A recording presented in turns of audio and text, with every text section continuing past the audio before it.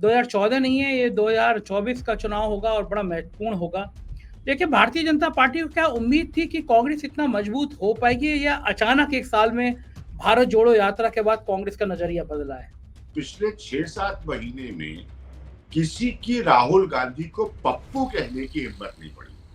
आज जिस स्थिति में वो है, कांग्रेस पार्टी है, जिसको आप 19 में डी रिकॉग्नाइज कर रहे थे, जिसको 1.5 साल पहले तक आप गिनती में लाने को तैयार नहीं थे, आपको उससे और उसके नेता को आज रिकॉग्नाइज करना पड़ेगा एज योर प्रिंसिपल ऑपोजिशन, यानी कि आपके मुख्य विपक्ष के तौर पर। अब ज्ञान जी, बीच में ये बात है कि जब संघ हिंदुत्व की राजनीति करता है तो मुस्लिम कहाँ खड़े होते हैं? कौन सी पार्टी ऐसी है जो मुस्लिम हितों का संरक्षण करती है?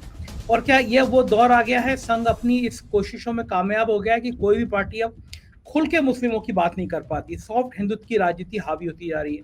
तो मुस्लिम क्या अपने आप को ठगा हुआ अकेला महसूस कर रहे हैं, या इस दौर में भी मुसलमानों की बात होगी? सारी पार्टियां ये चाहती हैं कि वो सीधे तौर पर ये ना दिखे कि वो हिंदुओं के खिलाफ है और बीजेपी को मदद मिले, इसीलिए ये सॉफ्ट हिंदुत्व का स्टैंड है। लेकिन एक बताइए, एक कम्युनिटी है जिसके जो 30 करोड़ की आबादी है, उसको ये नहीं लगता होगा कि हमारी खुल के हमारी वकालत करने वाला कोई नहीं है, हमें इस तरह उपेक्षित हुआ रहा है, हमारे साथ मॉब लीचिंग हो रही है, हमें लाइन हमें हम एक तरफ ढकेल दिया गया है समाज में, लेकिन खुल के कोई ये बात नहीं कह पाता कि हम मुसलमानों के साथ हैं। अगर ओवैसी करते हैं तो कह दिया जाता है ये तो बीजेपी की बी टीम है।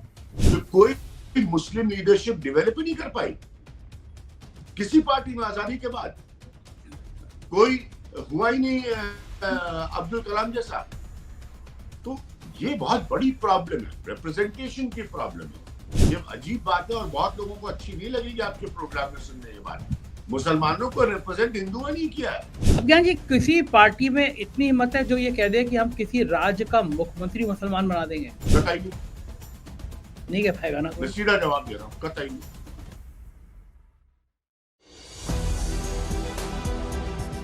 नमस्कार, मैं हूं संजय शर्मा, आप देख रहे हैं 4PM न्यूज नेटवर्क। 2024 का चुनाव जैसे जैसे पास आ रहा है, चुनौतियां हर तरफ से बढ़ रही हैं। कांग्रेस और भारतीय जनता पार्टी दोनों के लिए बढ़ रही है। किसी के लिए भी आसान नहीं है, सबके लिए सबको समझ आ रहा है कि ये अगर चुनाव गया तो फिर कैरियर गया, पार्टी गई। क्योंकि इंडिया गठबंधन के सभी नेता मान रहे हैं कि अगर दोबारा मोदी जी आ गए तो फिर जीना मुश्किल हो जाएगा।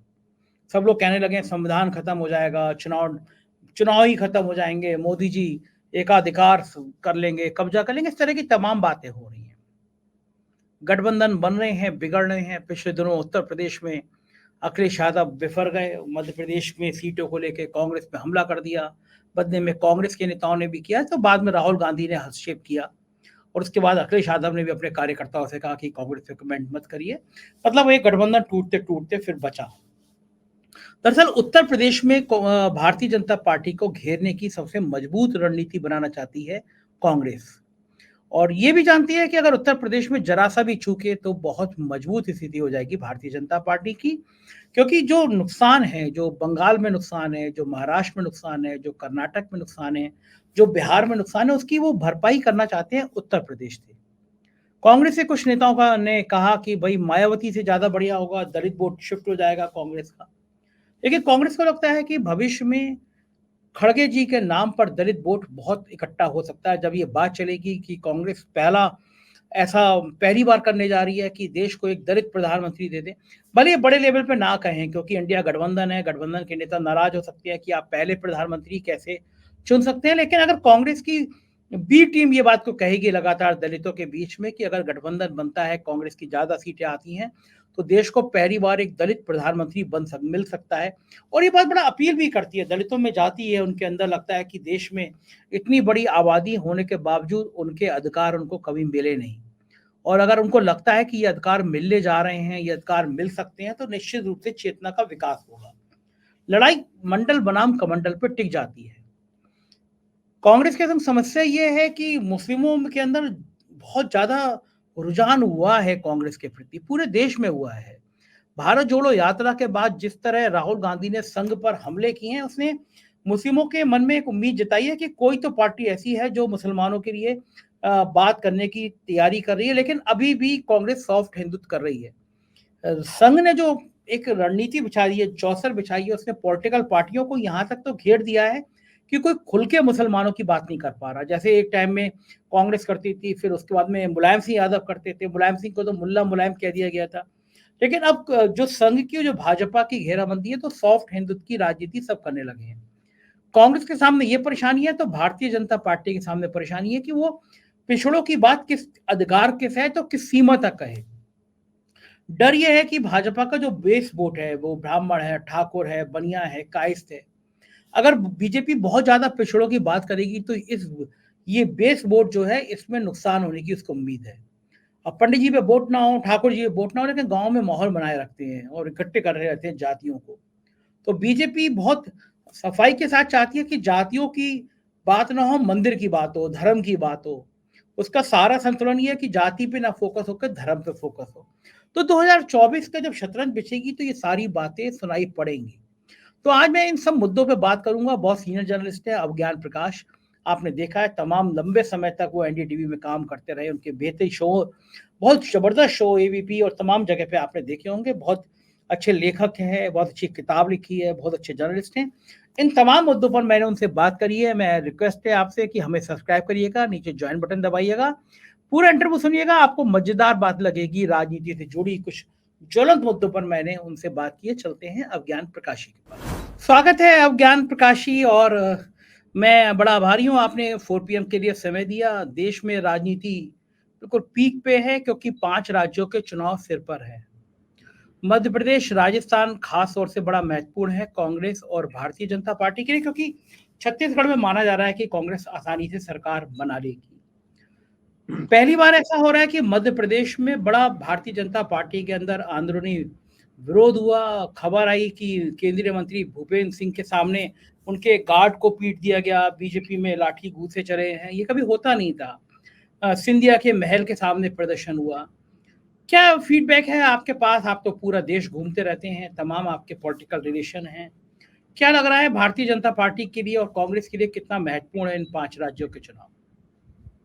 ये दोनों के लिए बहुत महत्वपूर्ण है, क्योंकि मैं पहले दिन से देखिए बात आपको कहता आ रहा हूँ। हालांकि बीजेपी का एक हिस्सा इसको डिसमिस करता है, लेकिन मैं लगातार कह रहा हूँ कि ये 2014 नहीं है और ना ही ये 2019 है, ये 2024 है। तो इस थ्योरी को बार बार बनाकर डिसमिस कर देना कि राज्यों के चुनाव का असर लोकसभा पे नहीं होता, मैं इसे कतई नहीं मानता। और मैं संजय आपके पॉपुलर प्रोग्राम में वापस क्लैरिफाई कर रहा हूं, क्योंकि इस वक्त राजनीति वक्त के साथ बदलती है। तब की राजनीति अलग थी। 14 में कांग्रेस बुरी तरह से गिरी थी, 19 में कोई अपोजिशन नहीं था।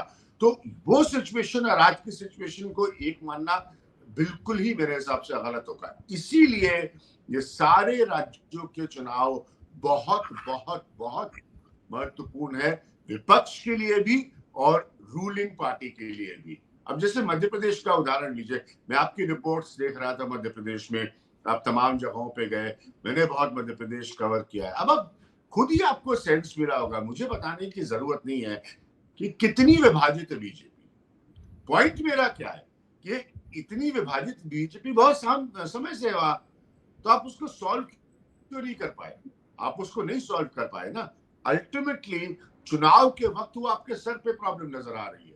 तो ये सब चीजें तो आपके सेंट्रल लीडरशिप का काम था कि इसको कम से कम साल, 1.5 साल, 2 साल पहले सॉल्व करके। तो याद है मैंने फिर आपको बोला कि कैलाश जोशी के जमाने से सबसे संगठनात्मक तौर पर ऑर्गेनाइज बीजेपी मध्य प्रदेश की मानी जाती है। तो आप उसको नहीं ऑर्गेनाइज कर पाए तो आपको उसका नुकसान होगा। दूसरी बात मत भूलिएगा कि आई बनी थी सरकार कांग्रेस की मध्य प्रदेश में, और उसके बाद जोड़ तोड़ करके, जिसमें ज्योतिरादित्य सिंधिया का बहुत बड़ा रोल है, आपकी बनी।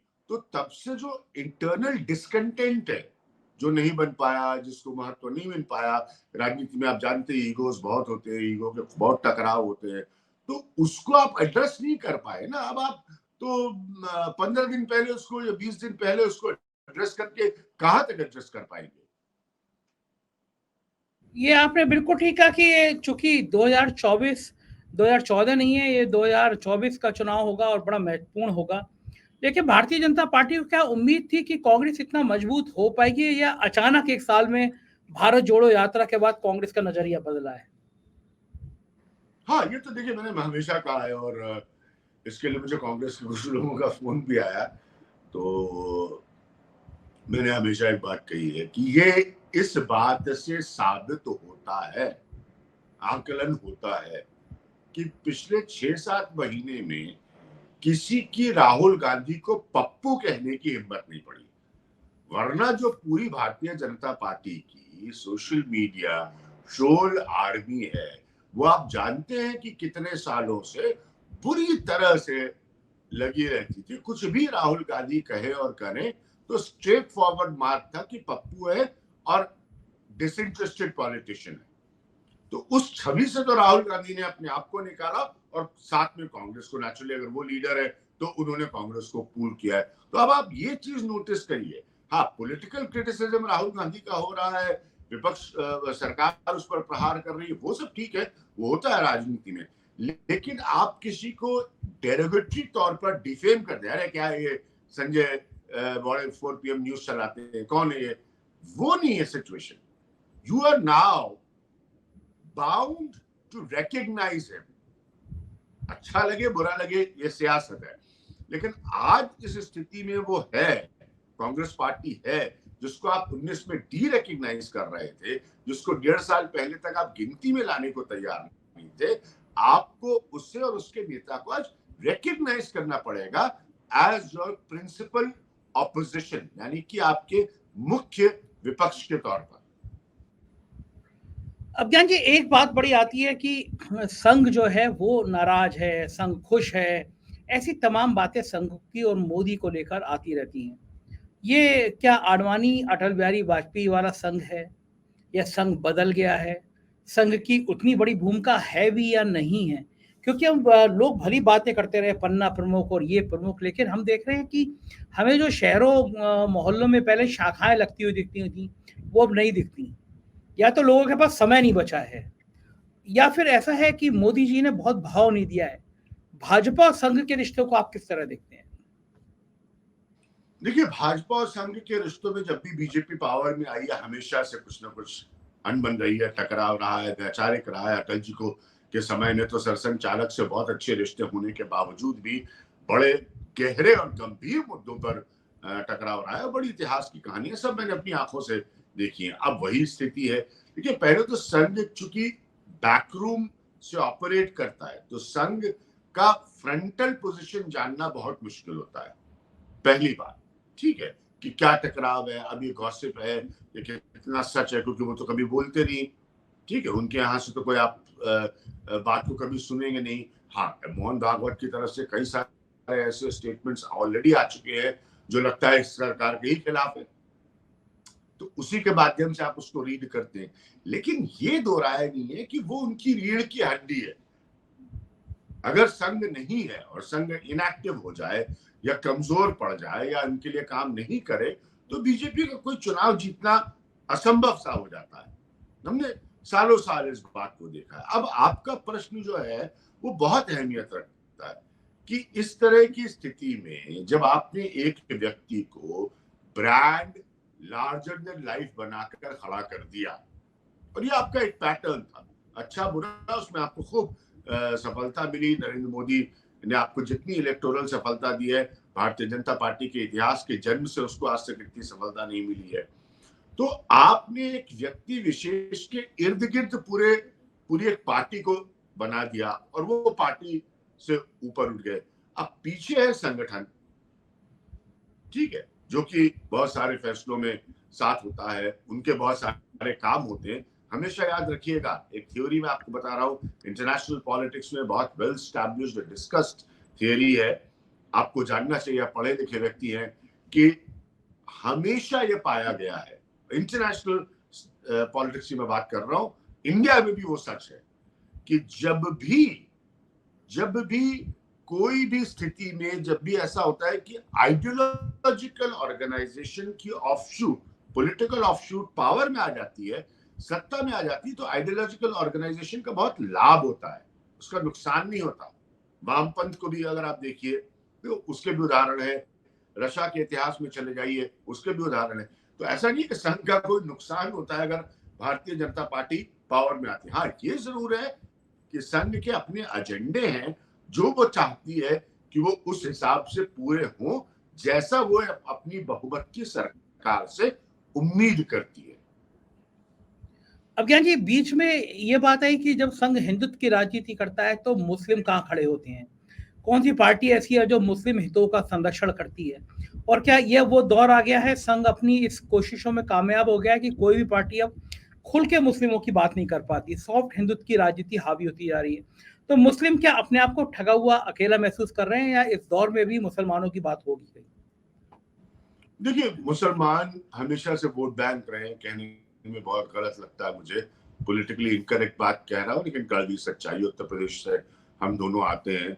और इस किताब को भी मैं बार बार रेफर करता हूँ, अपनी ही किताब को, from Lucknow to Newton, the power and pride of UP, because इसमें भी इस बात का जिक्र है कि कैसे सबने उसको अलग अलग कॉम्बिनेशन बना के जो है वो मुस्लिम वोट को और मुस्लिम वोटर को यूज किया है, इस्तेमाल किया है अपने लिए सत्ता में आने को। तो अब क्या है कि चूंकि मेजॉरिटेनिज्म चला गया भारतीय जनता पार्टी की तरफ, बैकवर्ड जो है वो हिंदुआइजेशन के जरिए भारतीय जनता पार्टी की तरफ चला गया, तो अब सारी पार्टियां ये चाहती हैं कि वो सीधे तौर पर ये ना दिखे कि वो हिंदुओं के खिलाफ है और बीजेपी को मदद मिले। ये बहुत अच्छा प्रश्न है आपका, बारीक प्रश्न है। इसीलिए ये सॉफ्ट हिंदुत्व का स्टैंड है। चाहते वो ये कि हिंदू जो उनको वोट दे रहा है, 38% ही वोट बीजेपी को मिला है, बाकी वोट तो इधर है ना, और उसमें बहुत बड़ा कास्ट का फैक्टर है। उसके साथ अगर आज के सेंसस को हम देखें तो शायद, मैं आंकलन तो नहीं कर रहा हूं, एक असेसमेंट या जैसे कह सकते हैं शायद 20% होगा मुसलमान वोट। मैं शायद बोल रहा हूं क्योंकि हमारे पास आंकड़े नहीं है।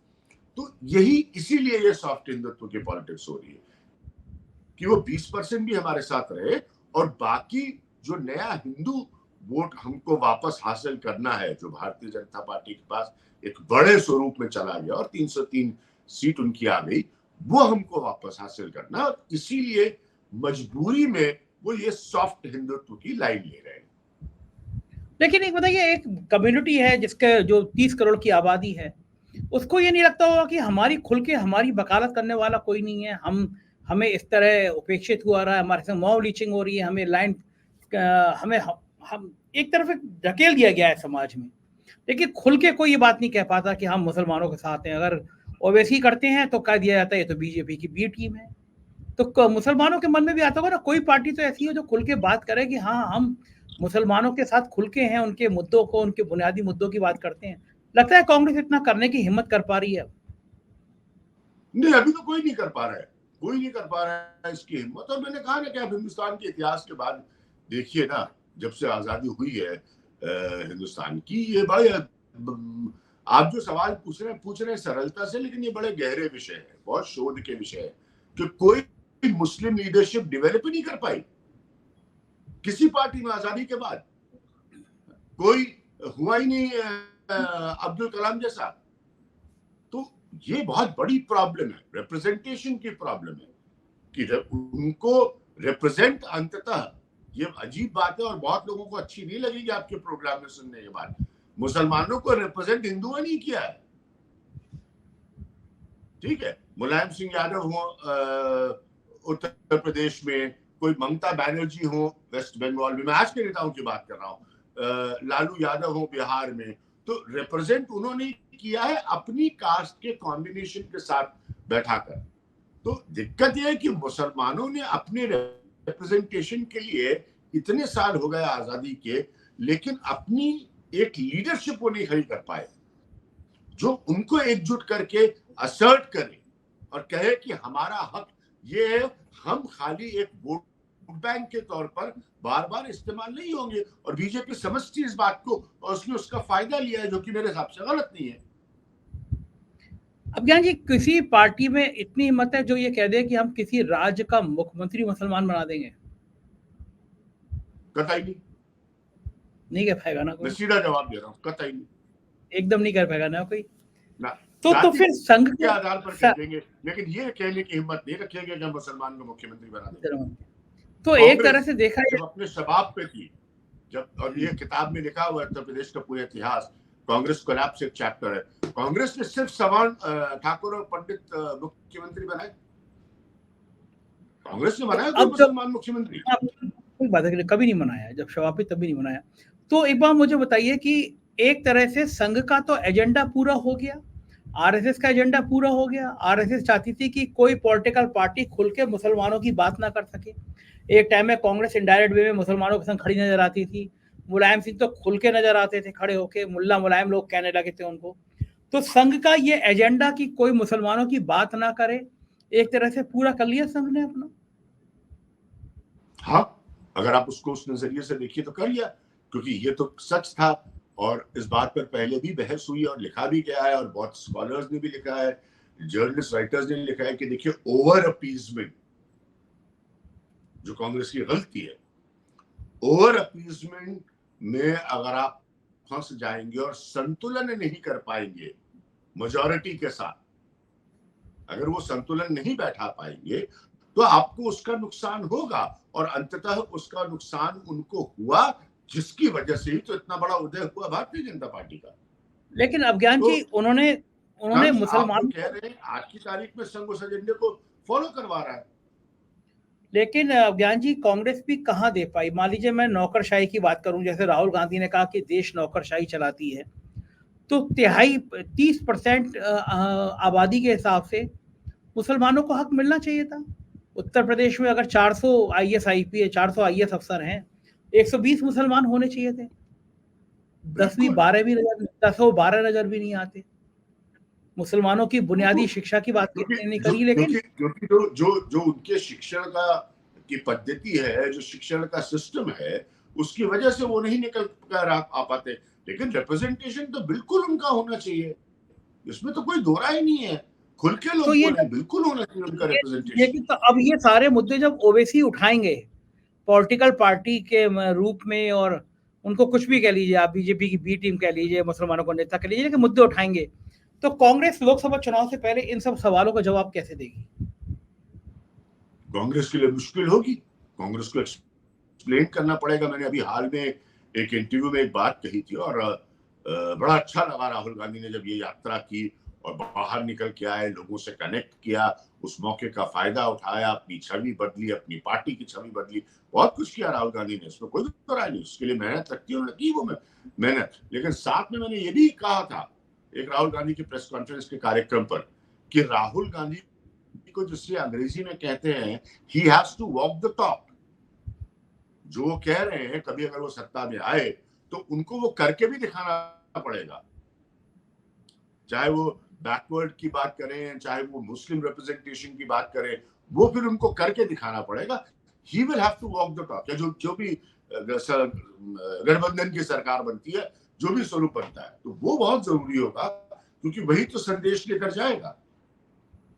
बिल्कुल ठीक है ना ज्ञान जी, कांग्रेस के सामने ये परेशानी की बात है, लेकिन भारतीय जनता पार्टी के सामने भी कम परेशानी नहीं है। पिछड़ा पिछड़ा पिछड़ा ये राग सवाल आप रहे हैं, और ये बात ठीक भी है कि इस समय 2024 के चुनाव में पिछड़ी जातियों की भूमिका सबसे मुखर रहने वाली है। भारतीय जनता पार्टी के सामने परेशानी ये है कि जो उसका बेस वोट है वो भली कम हो, जिसमें ठाकुर है, जिसमें पंडित हैं, जिसमें बनिया है, जिसमें कायस्थ हैं, खासतौर से दो जाति ठाकुर और पंडित। वोट प्रतिशत कम हो, ग्रामीण क्षेत्रों में अभी भी बड़ा प्रभुत्व रखते हैं। ठाकुर साहब गांव में अपने लट चलाते हैं, पंडित जी दिमाग चलाते हैं, जातियों को संतुलन बनाए रखते हैं, अपने पास वोट बैंक रखते हैं। अब अगर भारतीय जनता पार्टी ज्यादा पिछड़ी जातियों की बात करती है तो उसे डर है कि उसका जो सबसे सॉलिड वोट बैंक है, ये जातियां, ऊंची जातियां इसको कहते हैं, ये ज्यादा पिछड़ी बात करने से खिसक ना जाए। पिछड़ी जातियों की बात कांग्रेस खुल के कर रही है, बाकी पार्टियां लालू यादव, अखिलेश यादव और जितनी पार्टियां वो सब खुल के कर रही हैं। तो भाजपा के सामने भी ये परेशानी है कि वो करे क्या। पिछड़ी जातियों की ज्यादा वकालत करते हैं तो ऊंची जातियां जाती हैं, ऊंची जातियों की वकालत करते हैं पिछड़ी जाति जाती हैं। मंडल बनाम कमंडल, ये आप किस नजरिए से देखते हैं 2024 में? सबसे बड़ी चुनौती है। एकदम सही सवाल आपने किया है। मेरी किताब में 2 चैप्टर जाति पर है, 2 चैप्टर कास्ट क्रिमिनलाइजेशन पर है, इसीलिए मैंने उत्तर प्रदेश लिखा है और हिंदी की किताब पर लिखना चालू कर दिया है। सबसे बड़ी चुनौती यही है बीजेपी की, क्योंकि बैकवर्ड हिंदुआइजेशन से बार बार मैं रिपीट कर रहा हूं कि बीजेपी का चमत्कार 2014 में शुरू हुआ उत्तर प्रदेश से, और उसके बाद पूरे देश में उसने खड़ा कर दिया बीजेपी को। तो बीजेपी के लिए तो बहुत स्पष्ट है कि उसको कैसे बैलेंस करेंगे, वो भारतीय जनता पार्टी जाने। रिप्रेजेंटेशन तो मिला नहीं, ठाकुर मुख्यमंत्री मिले, जैसे उत्तर प्रदेश का आप उदाहरण लीजिए। तो ये बीजेपी की चुनौती होगी। हालांकि इसमें कोई दो राय नहीं है कि नरेंद्र मोदी को जब बैकवर्ड के इतने बड़े चेहरे के तौर पर रखा गया तो उसका रिस्पांस मिला। आप मायावती के लॉस से इसको, उनके नुकसान से इसका आकलन कर सकते हैं, लेकिन एकदम वाजिब सवाल है कि सवर्ण को कैसे मना कर रखना है और साथ में बैकवर्ड को कैसे मना कर रखना है, क्योंकि जो इंडिया अलायंस है उसमें ज्यादा जाति के आधारित नेता हैं और उनको ज्यादा उम्मीद होगी कि जो जाति आधारित वोट है वो अपनी तरफ खींचने की कोशिश करे। तो उसको रोक पाना अलोंग विद अपर कास्ट, ये बीजेपी का बहुत बड़ा चैलेंज है। अब ज्ञान जी, आखिरी सवाल, 2024 बहुत पास है, इंडिया बनाम एनडीए, इसमें आज के माहौल में किसकी बढ़त देख रहे हैं? बराबर के आधार पर देख रहे हैं, किसी एक की बढ़त देख रहे हैं, किसके सामने क्या परेशानी देख रहे हैं? नहीं, चुनौतियां दोनों के सामने बहुत तगड़ी है। इंडिया के सामने सबसे बड़ी चुनौती है कि आपसी कोऑर्डिनेशन वो कैसे करते हैं और किस तरह से वो जो है सबको टिकट बांटते हैं। टिकट डिस्ट्रीब्यूशन सबसे बड़ा चुनौती होगी। 1-on-1 का फॉर्मूला अगर वो अचीव कर पाते हैं कि एक तरफ उनका उम्मीदवार है, एक तरफ भारतीय जनता पार्टी का, ये बहुत बड़ी चुनौती है। एक चुनौती भारतीय जनता पार्टी की अभी आपने डिस्कस की, सवर्णों और बैकवर्ड के बीच का संतुलन बनाना, दोनों का वोट बीजेपी को हासिल हुआ है। तो अभी बहुत कुछ होना मेरे हिसाब से बाकी है।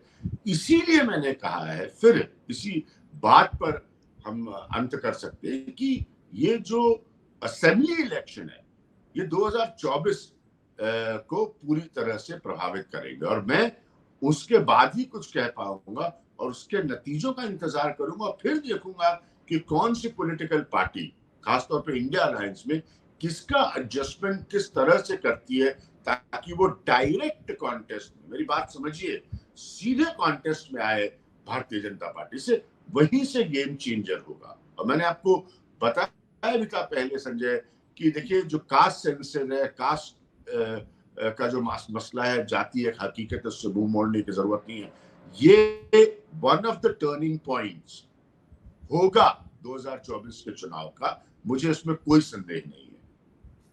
बहुत बहुत शुक्रिया अभिज्ञान जी, आपने अपना कीमती समय दिया और बातचीत करी। हम आपसे लगातार फिर एक बार और संपर्क करेंगे कुछ दिनों बाद, जब नतीजे आएंगे उससे पहले भी, और आपसे चर्चा करेंगे राजनीति की। मजा आता है आपसे बात करके। शुक्रिया, थैंक यू। नहीं, बहुत बहुत शुक्रिया, और इसी तरह से आप लोकप्रिय होते रहे, क्योंकि आपके प्रोग्राम के बाद जैसे रिस्पांस मुझे आता है तो मैं समझ जाता हूं कि सही और सटीक लोगों ने आपका प्रोग्राम देखा। शुभकामनाएं। तो सुना आपने, ये थे अभिज्ञान प्रकाश, और हम बात कर रहे थे मुद्दों पर, बुनियादी मुद्दों पर। 2024 में इंडिया बनाम एनडीए, किस गठबंधन की कितनी भागीदारी रहेगी, कौन मजबूत रहेगा।